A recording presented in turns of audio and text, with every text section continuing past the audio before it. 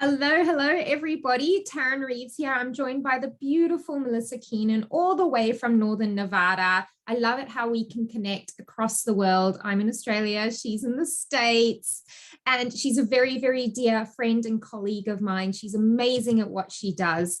Melissa is the go-to intuitive intimacy expert for the top 1%. Who helps high-powered female CEOs use their feminine energy as a 10x growth strategy. She is CEO, a keynote speaker, and an international and USA Today best-selling author.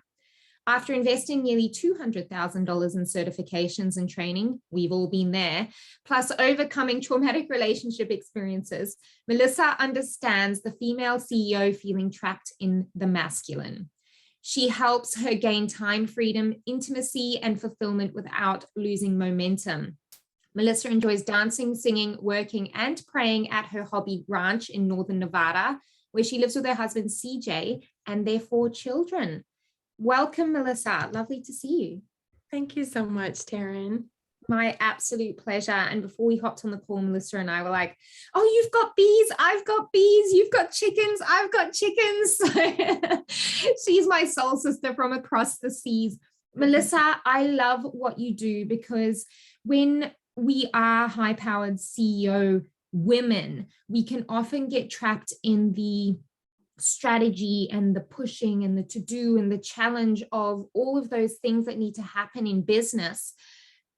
And then we tend to forget our femininity, that nurturing, that creativity, that flow side, that rest and enjoyment side. Can you speak more to that and how you came into this sort of work?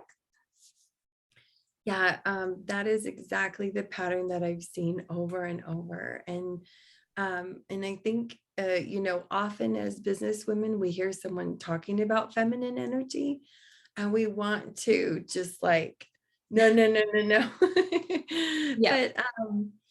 But I've found that having the ability to really tap into the truth of who we really are and explore all parts of ourselves and allow all parts of ourselves to come forward is when we're in our most powerful, true nature.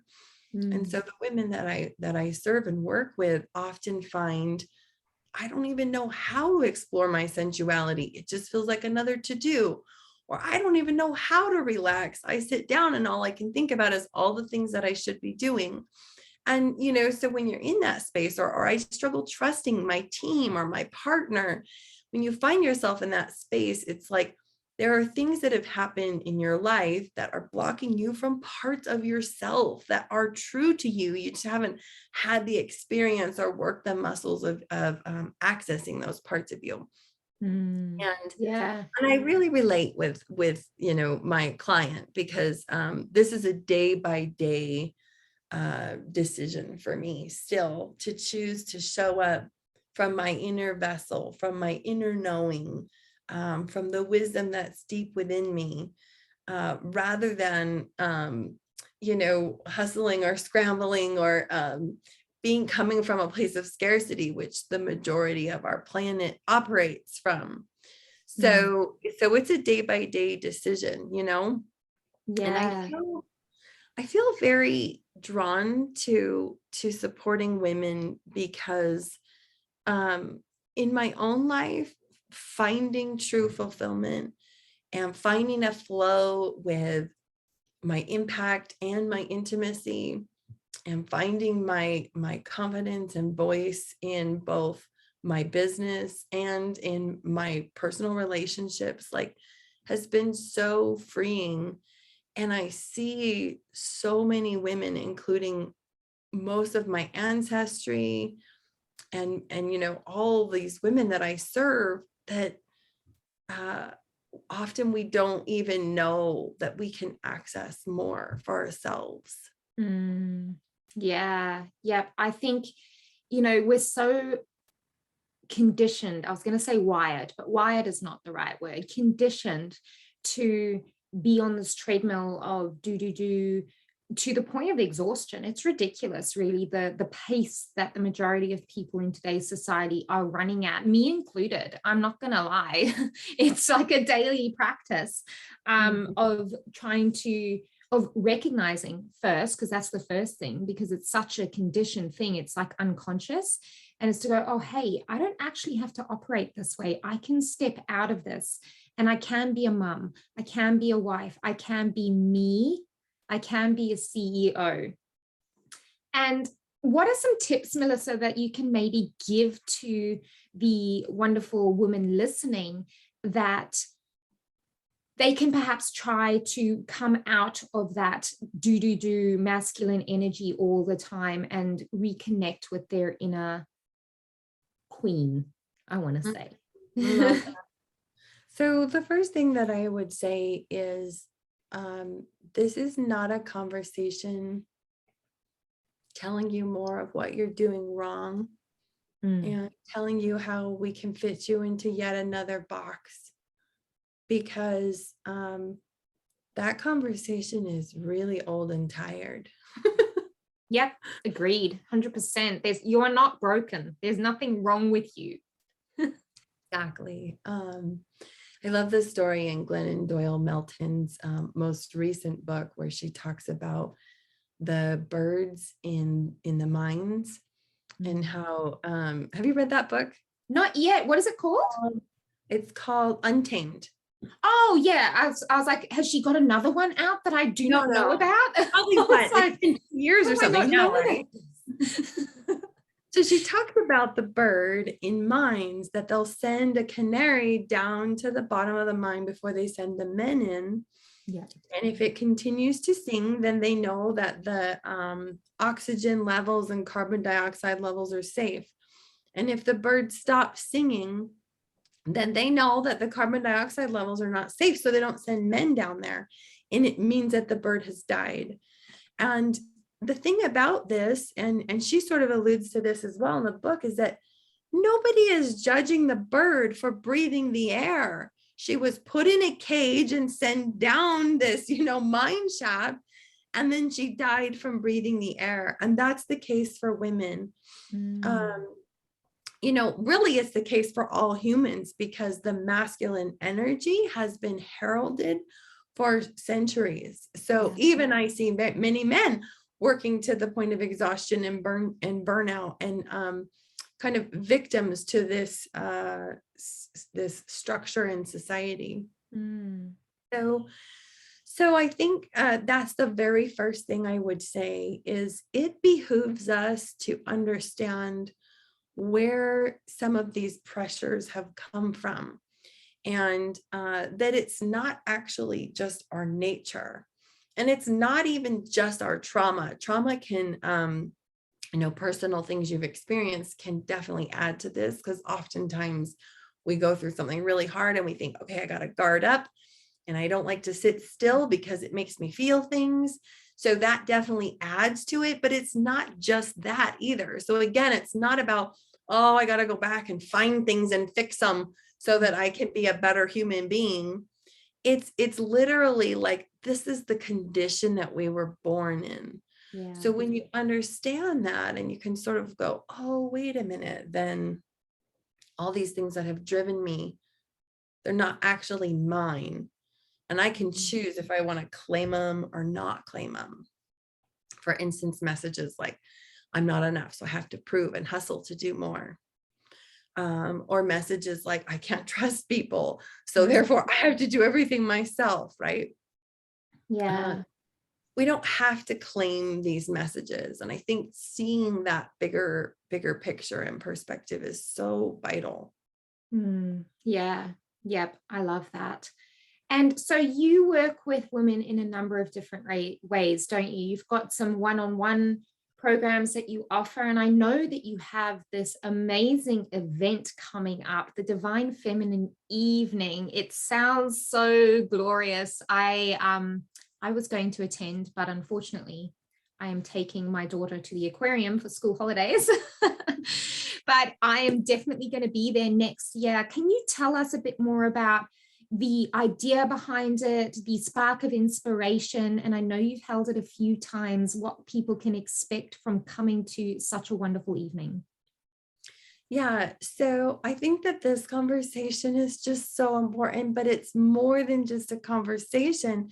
We need to experience this in Mm. our beingness, because that's what true feminine is all about. And there are so many, even now, where divine feminine is in the conversation more and more, I think, especially in the online world, in the coaching space, in the business space. But it's been tarnished. We don't really know what the divine feminine is. And we kind of think that people who talk about feminine and feminine energy and divine feminine just want you to sit around and eat bonbons all day. And so, when I started to really recognize, okay, even though this is being talked about like crazy, people are more confused than ever. And how often I get women who will come to me and who will say, I know a lot about masculine and feminine, and I feel like I'm constantly at war with myself. That means but you've never really allowed yourself to bring it into your being, because it doesn't need to feel like a war in your brain.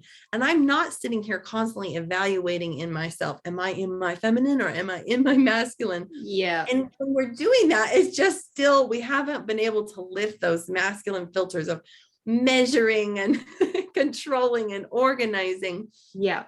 Even our mind is masculine, and so we bring it into our body and our beingness. And so some of the things that you can expect at this event are just that. There will be journaling, there will be opportunities for some prompts and things. It's 2.5 hours long, so for heaven's sakes, I'm not going to be lecturing that whole time. It's more about drawing on the inner wisdom that's within you, because I define the divine feminine as the 3,000 from now, or 5,000 or 10,000 from now version of you that's already ruling her mansions and other planets. And that version of us already is within us. That wisdom is already within us, right? We know time is relative. And so it's this ability to draw on all of you, unapologetically all of you. And so we'll go through some different exercises and things for that. And then there'll be time for storytelling. Storytelling is such an important and lost art, and something that I'm sure you talk about a lot. Yes. Your work with my favorite thing. And there will be opportunity for networking as well, because I believe that we are not compartmentalized beings. We are whole. So let's bring our business and our children and our husband and, all those parts of us that we love, where our heart is pulled in all the directions, and show up as a whole woman. Because I believe that's what society is calling on us to do anyway. And those of us who don't heed the call now will be kind of like scraggling along behind going, wait, show me. Yeah. Like soon, I don't think that we'll be able to operate in the ways that have worked so well for us before, in these more masculine energy ways. Yeah, I 100% agree. It's so important. And I really think, I love history and lineage and things like that. And I know you do too. But I often look at the way that our societies or our tribes used to be structured, before we became so driven and more and tech and expansion and conquer and all these sorts of things, where it was everybody, the masculine, the feminine, were functioning in such a beautiful, harmonious dance of life. The women would often spend so much time together, and the kids are climbing on them, and they're cooking and they're laughing and they're storytelling, and they're just in this beautiful community. And it makes me really sad to see how far we have come from that. But at the same time as being sad, there's so much hope, because there's women like you and there's women like me, and I'm sure women listening who are saying, hey, you want to connect, let's collaborate instead of have competition. And how can I help you? How can I lift you up? And it's really healing. It's healing the sister wound and the mother wound, and all of these sorts of things that have come up as a result of moving that far away from our natural nature. What do you think about that? I completely agree so much. Yeah. And I have felt more and more, even lately, called by my feminine ancestors And it feels like they are calling me to the circle. Like they're like, okay, come on here. We need to teach you how this is supposed to be. Yeah. And I think we lose so much, more than we could ever know. And then we wonder why we're unhappy or why we're depressed and anxious. We wonder why it feels like something's always missing. And it's like, again, born into this condition. So like there is no space for finger pointing and judgment. There is only like, okay, let's understand this condition that we were born into so that we can link arms and buoy each other up. Yeah, I love it. I got full body goosebumps when you were talking about that. It's so beautiful to see. So if somebody wanted to come and attend your event, and for those of you who are listening that are in Australia and are like, oh, what's the time zone going to be? Because I know it can be really hard. Melissa has very nicely positioned it so we can actually attend for those of us on the other side of the world. So seriously, jump on this because you won't regret it. It will lift you up. It will enlighten you. It will heal you. It will empower you. How can somebody get a ticket, Melissa? How much are they? What have you got for us? Yes. So probably the best place to go. I didn't think about this in advance of sharing the website and stuff, but the best place to go is Facebook. Go to Melissa Keenan, Melisa, and Keenan is my last name, and you'll see many posts there with the event details. And you can always, DM me if you have questions about the event. But it's going to be your next Wednesday. Yes. Morning time. Yes. I think it was 11 o'clock. I'll have to check, but yes. Yeah, beautiful. So okay. And beautiful. I'm going to go and grab that link and pop it with this recording to make it super easy for you. Even if you don't want to attend the event yet, go and friend Melissa. She's an amazing human to be around. She's just so beautiful and really models that beautiful feminine energy that many of us CEOs are seeking to reconnect with, to remember. So Melissa, thank you so much for being here today. It's always a pleasure spending time with you and your beautiful energy. It's like getting a little hug. So thank you so much. Thank you so much, Taryn. Bye. My pleasure. Speak soon.